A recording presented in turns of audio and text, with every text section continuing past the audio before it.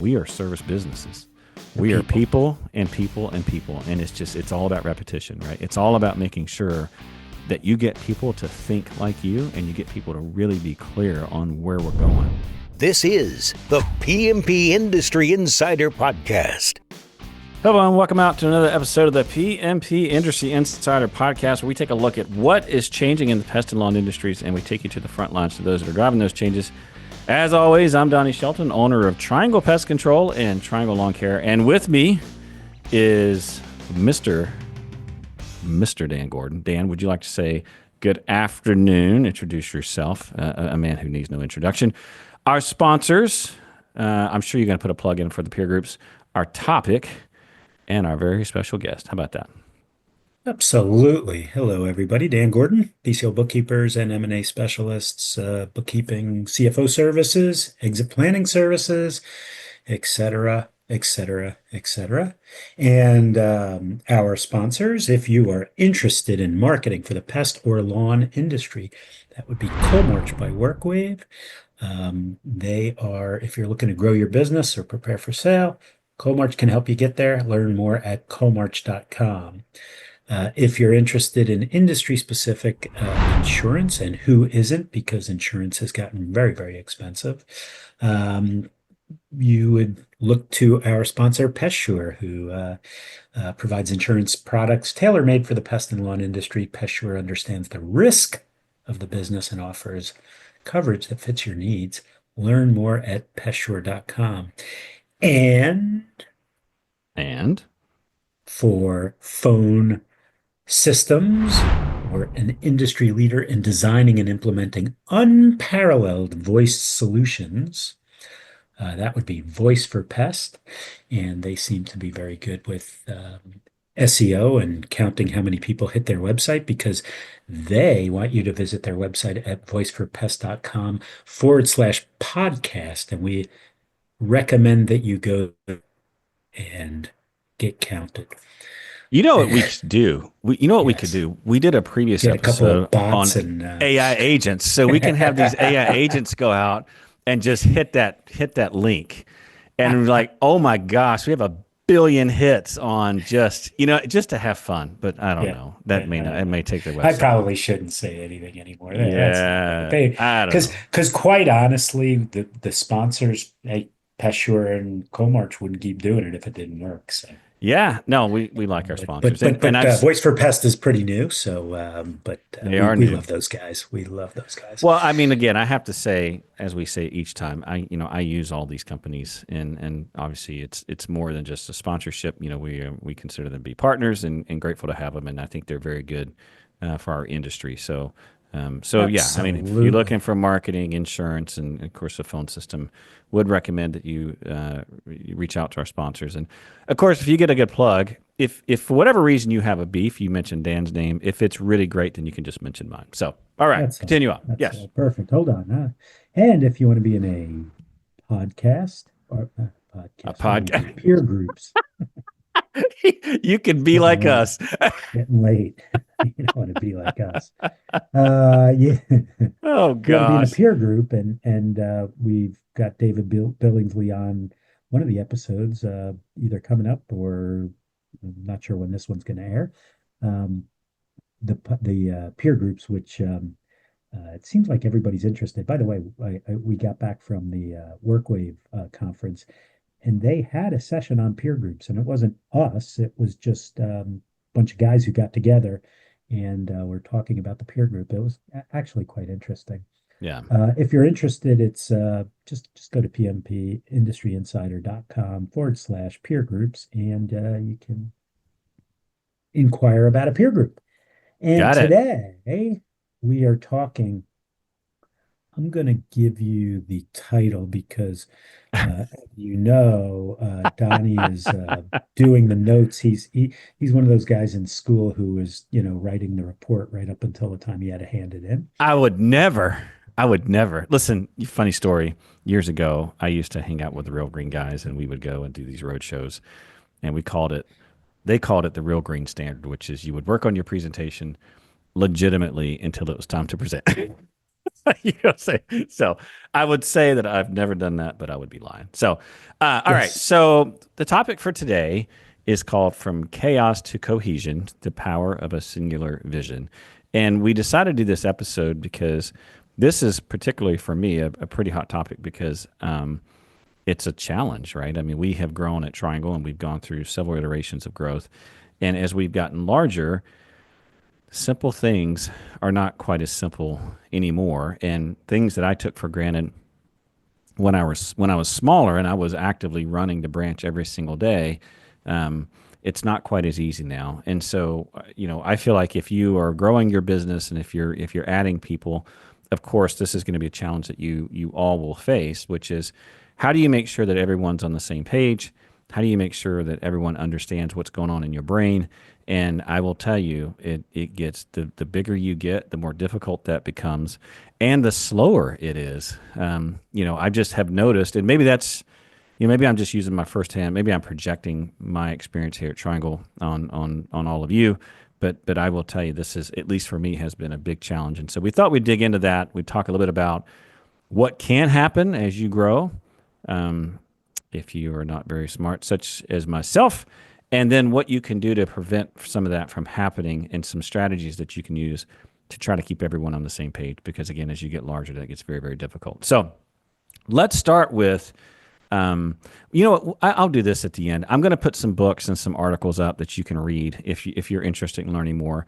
I do want to talk a little bit about how this all gets started. And I mean, the only way I know to do this is to kind of start from the days when, we were under 2 million and I was very actively involved in the business, and not that I'm not involved in the business now, it's just like the size that we're at now, I can't be in the nitty gritty details every day.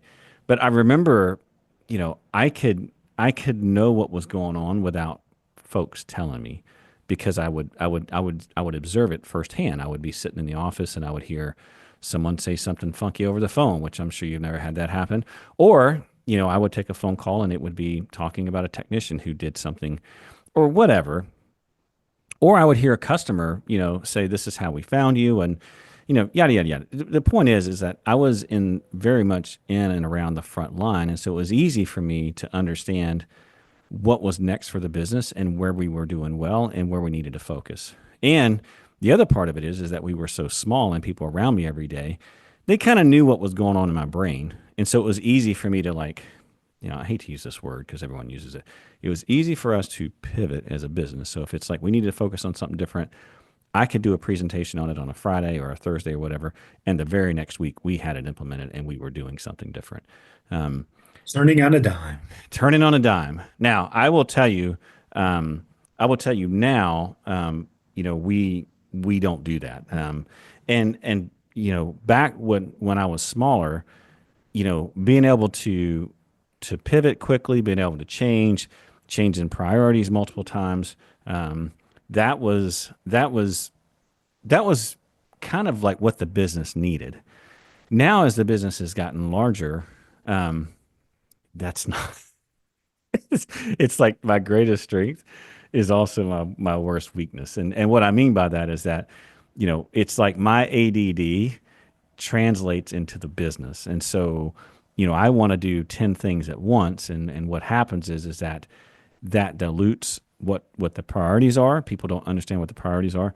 And it also creates kind of silos. And so, that is a real big issue. And I see this, I laugh because I'm sure you've never seen this, Dan, whether they're owners, people who maybe you might be this way a little bit. You think you're this way or not really?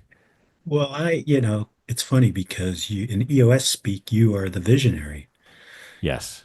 Rarely do you get accountants that are visionaries. The problem is when you have an accountant that's a visionary, people think that you're an implementer, but you're a visionary. And so you frustrate the heck out of everyone. And that's kind of That's where my you're at. plight. Yes. And by the way, I'm going to say this up front. I've never met an entrepreneur that was not this way. Yeah. Oh, yeah. You know what I'm saying? Well, it's true. That's why when you Yeah. grow a company, they bring in professional management. Yes. Ultimately, there's very few people who make the transition. Mark Right. Zuckerberg being one of them. That Yep. was, Yeah. but few people make that transition from entrepreneurship to professionally run organization. So what happens is that you are still going 100 miles an hour, and now what you took for granted as to how easily you could make things turn on a dime and translate and be very, very clear. Now that gets filtered through managers, that gets filtered through leads, and the messaging and the execution is not there. And so what ends up happening is that no one really knows what the priority is. Nothing really gets done. Everything slows down. There's these silos where, you get these rivalries between the office and the field, which I'm sure that never happens in anyone else's company, or people are upset at each other.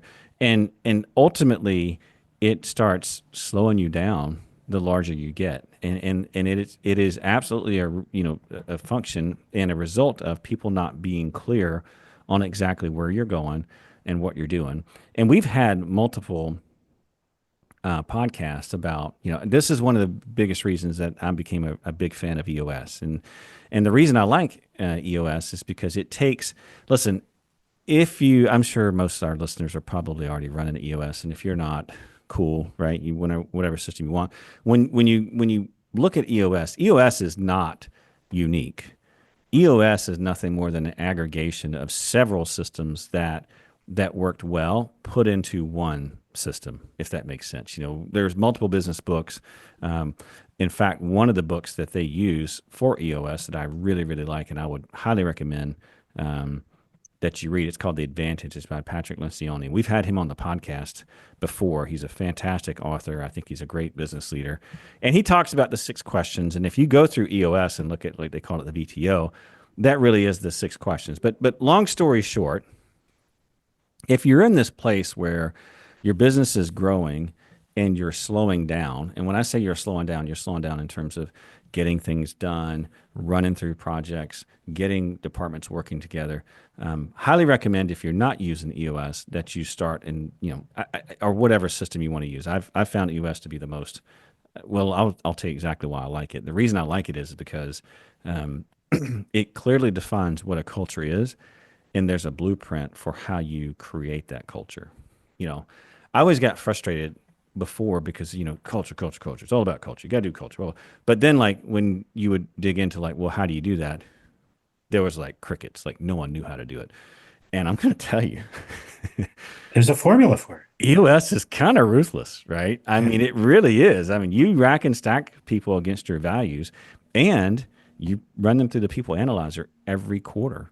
And I'm going to tell you, if you do this, I promise you're going to have turnover, especially at the very beginning.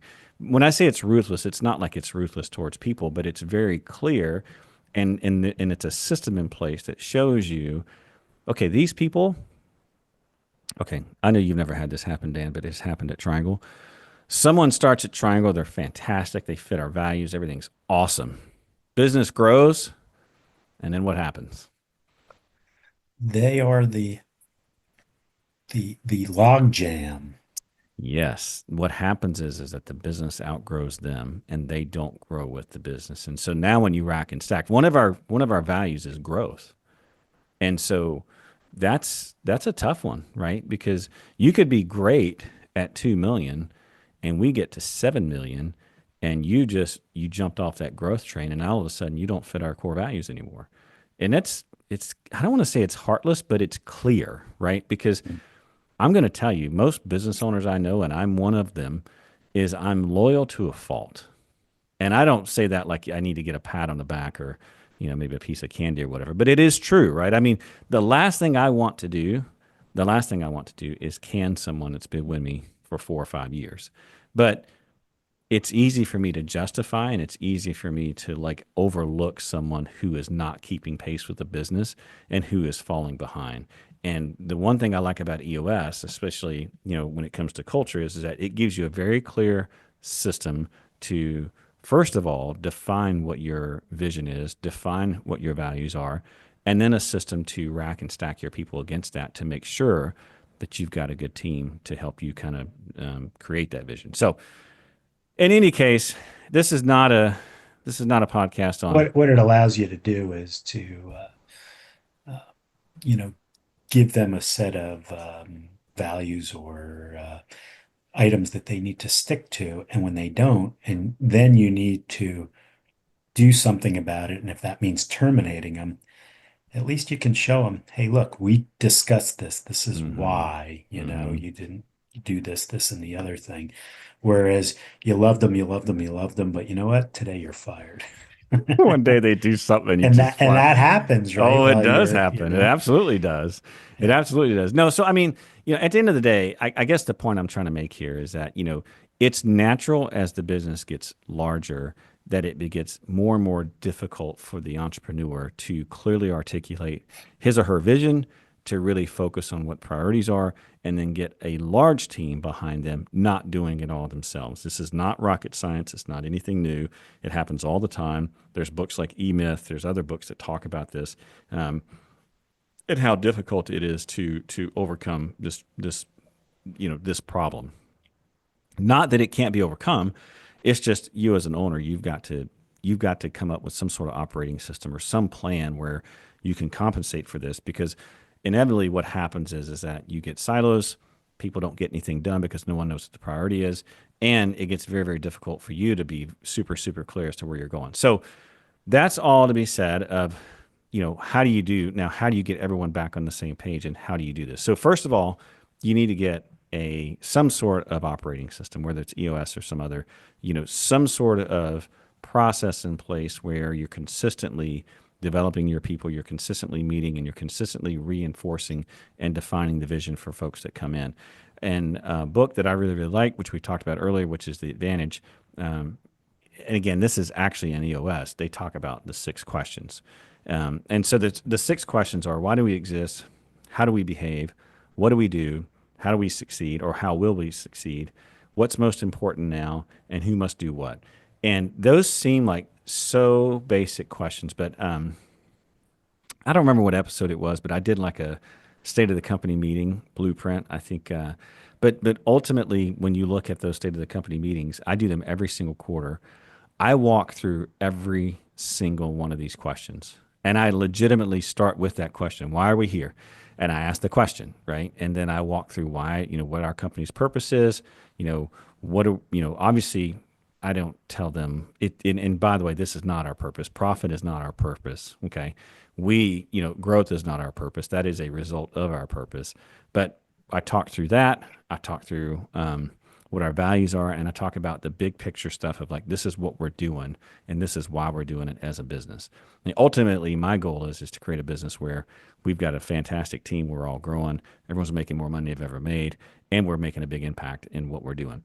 Then after that, I talk about how do we behave, and that is our core values. And I walk through every single value, and I walk through a definition of what that means. And I will tell you, there's people who have been here for years, and I don't want to say they roll their eyes, but it's kind of funny because, I start, I Give start me that. some examples of how do we behave. So I Yeah. started with business is a game. And I'm not joking, like 10 people in the audience will say, it's a game, but it's a serious game, because I say that every single time. And yeah, I mean, so an example would be, our purpose, right? So our purpose, if you ever watch the podcast, if you're watching this on YouTube, I drink out of this cup all the time. All of our managers have this. It's got our purpose on it. It says, do what you love with people you love, making a massive difference, being compensated appropriately, and having time for other passions. We talk about this all the time. And that is the purpose. I tell people all the time, it's fantastic that we're a small business, because as a small business, we can make our own little corner of the universe, and we can make it however we want.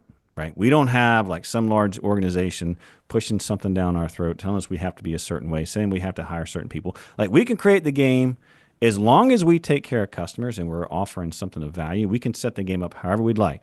But having said that, this is our game, right? Our game is to, hang out with people that we like. Because I always like to say this in the opposite, which is do what you hate with people that you don't like, not make any difference at all, being underpaid, right? And not having any time to do anything else. We say it opposite, right? And people start Do laughing. you have cups made up that way? I don't.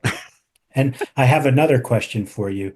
Does everybody's cup have Donnie, or does it have their Has names their on it? name. Has their name Oh, on it. okay. Not my I signature. was My wondering, cup. what kind of My an cup has my name on it. egomaniac kind of Yes, thing. yes, Okay. yes. So we start there, and then that's the why do we exist? And I really believe that, and I want to make sure people know that I believe that, and I want them to believe that because, listen, if you're here for a job, you're not going to make it.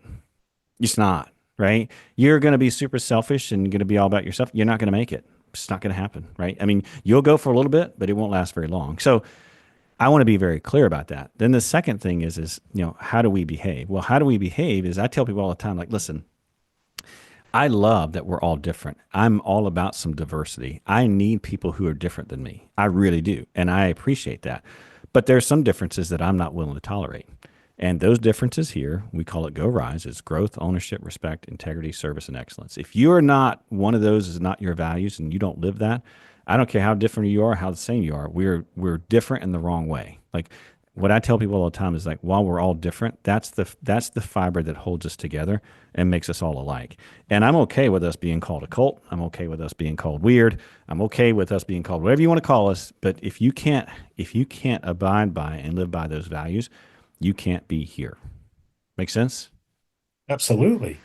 Okay. Now, the next one is actually pretty easy, which is what do we do? I say it's easy because, you think about pest control and lawn. Well, that is what we do, of course. But that's, this is where I actually teach the game. And I think I've talked about this on the podcast. I know there's got to be something. I mean, my gosh, we're up to what, 3 years now?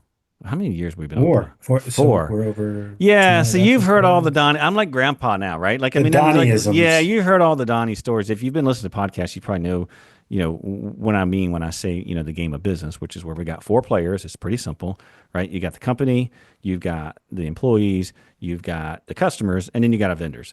And the name of the game of business is that you got to keep all 4 happy, offer the maximum value for all 4, and keep it balanced, right? Don't get an unbalanced wheel. And so I draw up a wheel, I make all the players, and I say, we're right in the middle, and everyone's got to win. And as simple as that is, it's very difficult. So I start there because that's the game that we're playing, and then I bring it, the way we do it is pest control and lawn care and, yada, yada, yada. And so the whole idea is that as much as I talk about that, what do we do?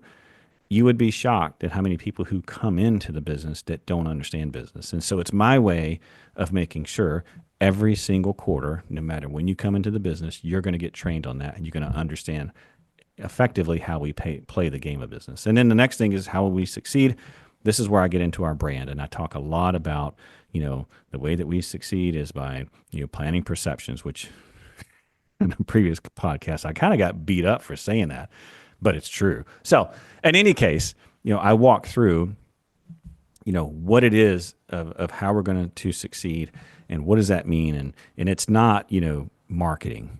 Of course, that's one thing, but it's ultimately our brand, right?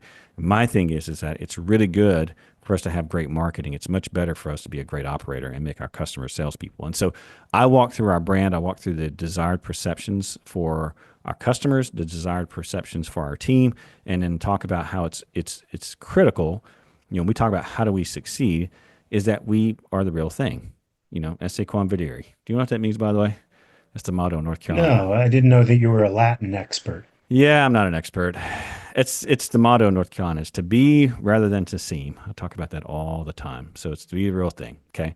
And then the next thing is, and this one is the one that I really like, which is where you as an entrepreneur get very clear and get everyone. So all this stuff right here is all prep work for you to get to this one question now, which is what's most important right now.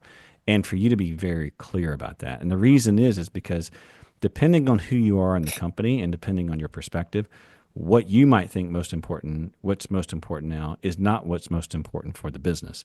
And a perfect example of that would be, just a few weeks ago, I'm sitting in a meeting and we're talking about how, we were off on revenue or something like that. And we're talking about, how do we fix it and yada, yada, yada. And I'm just going to say a certain person said, well, look, our close ratio is this. And so where's the win? I'm like, that's not a win. Like at the end of the day, it's like the business is the win. Like, I don't care if if you're playing a football game and you lose the game and the defense says, well, we only If held you them leave the for the bases loaded and don't yeah, score. it doesn't exactly at the end. And so it's just a good way for you to get everyone on the same page as to a clear definition of like, this is winning. And here's what I need you to do right now, which leads into the next question, which is who must do what? And I get very clear. Like I call out departments. I'm like, marketing, this is how many leads I need this month and this month and this month. And I get very clear out of the service department. I need this cancel rate from you. And so it's the whole idea of, again, you're starting with the big picture, like this is our purpose. And then you go to this is how we behave, right? And then we go into this is what we're doing. This is how we're going to succeed. This is what we need to focus on right now. And here's who I need to do that. When you get done with that, it's really clear. And I mean, if you do it the right way, if you really do it the right way, it's a good way to also motivate your people to get them behind like your vision. Because I will tell you, when you do like, some people are like, oh, we do a once a year kickoff party. It's just not enough. It's just not enough. You know what I mean? Like it's not enough to get people engaged. And listen, I think there are some businesses that you can pull that off. But, when you look at a pest and lawn company, I mean, we are service businesses. We are people and people and people. And it's all about repetition, right? It's all about making sure that you get people to think like you and you get people to really be clear on where we're going. And as simple as that sounds, and again, and I really took this for granted when we were smaller, because it was just like we talked about it all the time. Like, I mean, people would hear me, I hear them, and we're talking and everything's going. But, as you get larger, man, it gets really, really hard. Well, forget going fast. I mean, just forget it. You're not going to make a decision on Friday, and on Monday you're going to be doing it. And if you are, I promise you that you're about 5 decisions short of really blowing things up. So, Got to walk on eggshells a little bit. yeah, for sure, for sure. So, all righty, I've been You doing got a to lot of talking. pull back your motivation because as an entrepreneur, you want to just pull the trigger and go, but you can't because there's other consequences of that. There Um, is there is one more thing I want to say, and I think this is not really on the outline, but I do think it's an important thing, which is if you're an entrepreneur and your job is to communicate all of this, and you really are trying to grow the business, if you're not a great communicator, it is worth your time to learn how to be one. I think that's a critical skill as an entrepreneur. Like you need to be able to learn how to get people to understand what you're saying and how to be clear in your communication so that not only do they buy into you logically, they also buy into you emotionally, right? They get excited. I mean, listen, I love it when I see someone present something and they're super excited about it. Like I love the energy because you know what I mean? I will buy mhm. something from someone who I know truly, because it's just, my only point is that sometimes I feel like entrepreneurs are so focused on the business they forget, really one of your key things is to be able to communicate extremely well and be able to get people lined up behind you. And if you're kind of like even if it excites you, but you're not able to communicate that in front of people, um, you can have the most well thought out, most logical, sane strategy there is, and it's just not going to land. You know what I mean? So So when you have your core values, assuming that you got them plastered on the there's wall fireworks. I somewhere, mean, and yeah, no. but here's the thing that I always struggle with, and maybe I shouldn't. When I see people post their core values on social media and include it in all their marketing materials, do you Uh-huh. think that has, you know, for customers, do you think that they go, man, that these guys are great because they I have that? don't. Like, so what's the reason for doing that? Is it just It's to is line it up an our team internal thing? Yeah, 100%. that's It's yeah. it's 100% to line up our team and to make sure that people know one. I mean, listen, I'm okay. If you have any experience as a parent, you know this to be true. What I'm getting ready to say. Watch the group of kids and then put a new kid in and watch that kid act just like the group.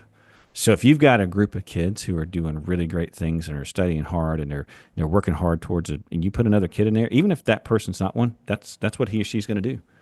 Just like if you got the sharpest kid in the world, is a really hard worker, and it's like Lord of the Flies going on, guess what that kid's going to do? Lord of the Eat Flies. the other kids. Yeah, I mean that's exactly right. So my point here is that this values thing is really number one. It's a communication tool for your team, but it's also so that everyone sees and understands by at least a code of like this is how we're going to behave when we're here. Because when you think about the opposite of our core values. What's the opposite of growth? Complacency. Backwards or Yeah. What's the complacency, yeah. opposite of ownership? Right. Yeah. Passing the buck, right? What's the Yeah. what's the Yeah. opposite of respect? It's disrespect. What's the opposite of integrity? Okay, well, it could be dishonesty. It could just be not following through on what we said we're going to do. What's the opposite of service, right? Well, it's being very, I don't know, very self-centered, right? What's the opposite of excellence? Mediocrity, right? So it's just a way to clearly communicate to folks like, this is what I expect out of you when you're here.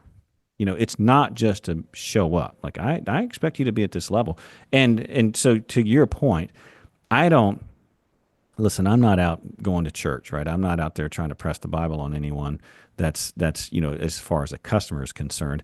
They're going to know how we are based on how we perform. But internally, I'm absolutely passing around the collection plate, man. I mean, it's a revival. You know what I'm saying? I am absolutely But preaching on the inside. the interesting thing, so I brought it up before, the reason that you post all this stuff externally is for the internal to just let everyone know. Because sometimes you get, we're, you know, company run with ethics. We're this, we're that, and, So uh, we don't do that, but I will tell you, I mean, what company is going to post out there? Well, we don't really believe in growth. well, let me ask you a question. This may be a little controversial, and somebody might slap me in the face, but there's a tax service like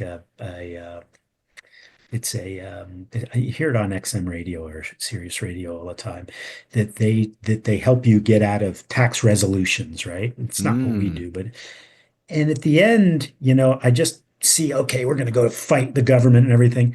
And at the end, they say, we're a Christian company. And I'm getting a little controversial here, but I'm like, okay, there's nothing wrong with if you're, however you want to do it. But to put that out there, is that for me as a customer to go, I'm going to have these good, nice religious, people go up and fight for me? Or is that for the internal staff who works there, who believes in their values? You know, You know, comment. that is a complicated proposition there, Dan Gordon, because I have Yeah. a completely different thought. Go I can, ahead. I'd love to know it. Yeah. oh, I cringe This at is even saying terrible. We that. probably shouldn't open This this is talk, but so go ahead. bad. Yeah. I almost wonder if it's a marketing play that I'm going to do something to get out of something that I know that's my responsibility. But if these Christians do it for me, it's okay. But no, that's not that you and I are on the same page on that. Like, it's fine because they endorse if it. you're going to go build a house for homeless people or you're going to do that, then I get it. But Right. if you're And going to by get the out of way, paying your taxes, yeah, if you're listening to this, I mean, listen, I am not, I'm just making the point that I absolutely. think if you were reading into that, depending on where your values are at, you would probably read right through it. So Yeah. Yeah. I don't believe personally in pushing, like I said, values to customers. I think that's something internally. It's like for my family, right? For my family, we talk about this, and we like this is kind of what expected when you're at home. But I don't tell my kids now. You go out and you go tell everyone, and I don't go out and tell my family. Well, here at the Sheltons, we believe in, like, I just don't do that, right? They will see that through my behavior. So in any case, this discussion, We better it end was this it before was on yeah before it was on before we lose leadership. half of our. Yeah, no. I mean, By the listen, way, I just brought up the point which you made, is yeah, that if you're doing something that is contrary to what you're telling people, your you actions speak a lot people are going louder to see than, right through it. Yeah, yeah. So 100%. It has nothing to yeah, do with Christianity or whatever. I mean, it has absolutely. everything to do with more about. I mean, it would be like, hey, oh gosh, I don't want to. Well, saying anyway, there's multiple ways. I'm not going to use that example. There's multiple ways that you could say one thing and do something completely different, and you can put sugar on it all day long. It's still, you know what, when you when you taste it. So having said all of that, now you know what we talk about when the microphone is when the off. cameras were off. All righty.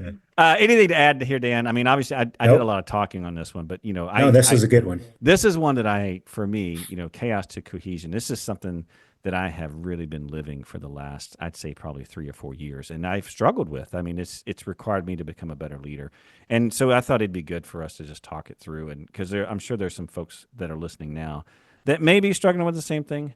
Maybe it's just me. Who knows? But in any case. Yeah, I mean, I think this is a good one, and of course, I'm happy to help if you got any questions.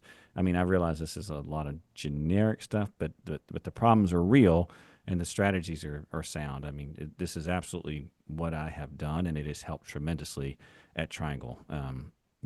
As we've grown, and I'm sure when I get to 50 million or whatever, it'll be another iteration, right? When's that, next year? I wish. So in any case, all righty. So Sounds just a good. reminder, all the resources and topics that we talked about today are available on the podcast website. Just head over to pmpindustryinsider.com. Take a look under show notes. And as always, we appreciate any positive ratings and reviews that you have, unless they're negative. In that case, Dan loves to field those calls and would love to hear all the problems that you got going on, as well as how much we stink. And with that, we'll sign it off. We'll see you all next time. Take care. Take care. See ya. Bye now.